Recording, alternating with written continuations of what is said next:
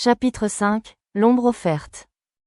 Amber avait 11 ans. Ses mains, bien plus petites, étaient moites et serrées en de petits poings nerveux. Son cœur battait à tout rompre, un tambour affolé contre ses côtes trop frêles. Elle suivait, le pas hésitant, une silhouette imposante et silencieuse vêtue d'une tenue sombre et anonyme, le visage caché par un masque au motif de taureau. Un Anbou. Elle ne savait pas son nom. Il n'avait prononcé que quelques mots pour qu'elle avance. Rien d'autre, et ce depuis qu'il était venu la chercher à l'académie. Pourquoi moi? La question tournait en boucle dans sa tête, une litanie angoissée. Ce matin même, elle était assise en classe, excitée et nerveuse à l'idée de passer l'examen de transposition. Elle avait beaucoup travaillé sur sa technique et espérait obtenir la meilleure note. Elle avait vu le regard narquois de Sasuke Uchiwa, l'enthousiasme bruyant de Naruto Uzumaki, les encouragements de Sakura Haruno ainsi que ceux plus timides de Hinata Hyuga. Ils étaient tous là, tous ensemble, à se préparer pour le même avenir. Et puis cet homme était arrivé. Un chuchotement à l'oreille d'Iruka Sensei. Un regard grave posé sur elle. Et on l'avait fait sortir sans explication. Pourquoi moi? Qu'est-ce que j'ai fait de mal?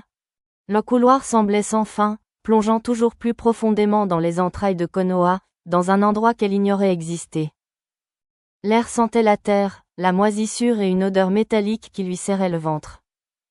L'homme s'arrêta enfin devant une lourde porte de métal, sans ornement. Il l'ouvrit sans un bruit et lui fit signe d'entrer d'un mouvement de menton. Ses yeux, visibles entre les fentes du masque, étaient aussi impersonnels et froids que son attitude et que ce masque qui les cachait. La pièce était petite, circulaire, et glaciale. Aucun meuble, seule une lumière crue tombait d'un plafond haut, découpant des ombres dures sur les murs nus. Le silence y était absolu, étouffant. La porte se referma derrière elle dans un claquement sourd qui résonna comme un verdict. Elle était seule, emprisonnée. La peur monta alors en elle, pure et primale. Elle se mit à trembler, ses petits bras se serrant autour de son corps pour se réchauffer. Elle avait envie de crier, de pleurer, de frapper à la porte pour qu'on la laisse sortir, retourner à l'examen, retourner avec les autres. Avant qu'elle n'ose bouger, la porte s'ouvrit à nouveau. Plusieurs hommes entrèrent, et leur simple présence remplit instantanément l'espace exigu, le chargeant d'un poids écrasant. Leurs pas étaient lents, mesurés. Le premier était un vieil homme aux cheveux blancs, vêtu de la tenue rouge et blanche du Hokage, une longue barbe bien peignée et un chapeau qui cachait une partie de son visage bienveillant mais marqué par des soucis. Hiruzen Sarutobi, le troisième Hokage lui-même. Elle le reconnaissait bien sûr. Une onde de respect mêlée de terreur la paralysa. À ses côtés, une silhouette lui fit bien plus peur encore. Un homme âgé, au visage sévère et balafré, appuyé sur une canne.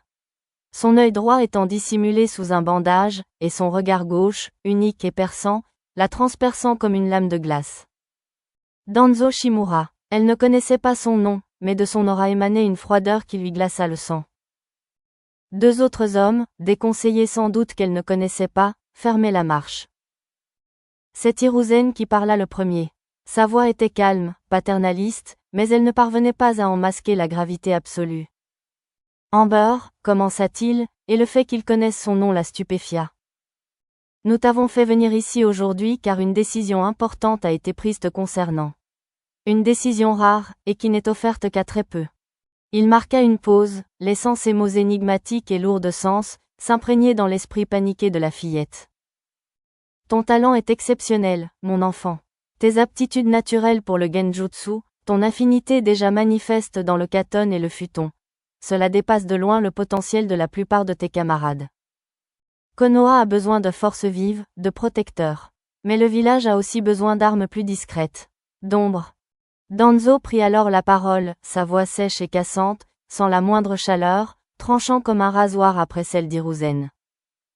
Le village investit en toi. Il voit en toi un atout stratégique pour son avenir. Cet investissement requiert en retour un engagement total.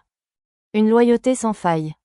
Hiruzen reprit, comme pour adoucir la froideur des propos de Danzo, mais le message était tout aussi implacable. Tu vas quitter l'académie, tu vas quitter l'orphelinat, et quitter ta vie actuelle. Tu intégreras dès aujourd'hui l'Anbu, les forces spéciales du village. Tu vas suivre un programme d'entraînement spécial. Tu n'existeras plus pour ceux que tu connais. Tu deviendras une gardienne de l'ombre de Konoha. C'est un immense honneur, Amber. Et un immense sacrifice. Les mots résonnèrent dans le crâne de la petite fille. Quitter, ne plus exister, sacrifice. Elle ne comprenait pas tout, mais elle comprenait l'essentiel, on lui arrachait tout. Son avenir, ses amis, sa vie. Maintenant, là, tout de suite. Pourquoi, murmura-t-elle, d'une voix si faible qu'elle fut presque absorbée par les murs de pierre. Parce que le village l'exige, répondit Danzo avec une froideur définitive. Ta faiblesse sentimentale actuelle est compréhensible, mais elle devra être éradiquée. Elle n'a pas sa place dans la tâche qui t'attend. Le monde de la petite Amber s'écroulait. Elle se sentit vide, sonnée. Les larmes qu'elle retenait depuis son arrivée menaçaient de jaillir, mais le regard de glace de Danzo les glaça sur place. C'est à ce moment que l'un des conseillers, un homme pâle au visage austère s'avança. Il tenait à deux mains un objet qu'il tendit à l'enfant avec une solennité glaçante. C'était un masque, en céramique blanche. Il était plus petit que celui de l'ânebou qui l'avait emmené mais tout aussi impersonnel, terrifiant. Et peint dessus, avec une minutie extraordinaire, des motifs d'un violet profond et envoûtant s'enroulaient, formant les ailes délicates et les antennes d'un papillon de nuit. Cet objet sera ton visage désormais, déclara l'homme d'une voix monocorde.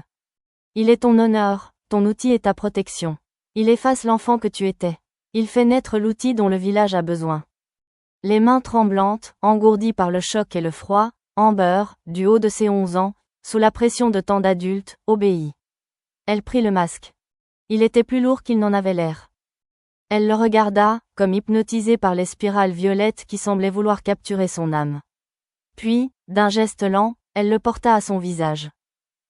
Le froid de la céramique lui mordit la peau. Elle inspira, courte, saccadée, comme si l'air lui manquait déjà. Sous le masque, ses yeux restaient ceux d'une enfant terrifiée. Mais personne, dans cette salle, ne semblait vouloir les voir.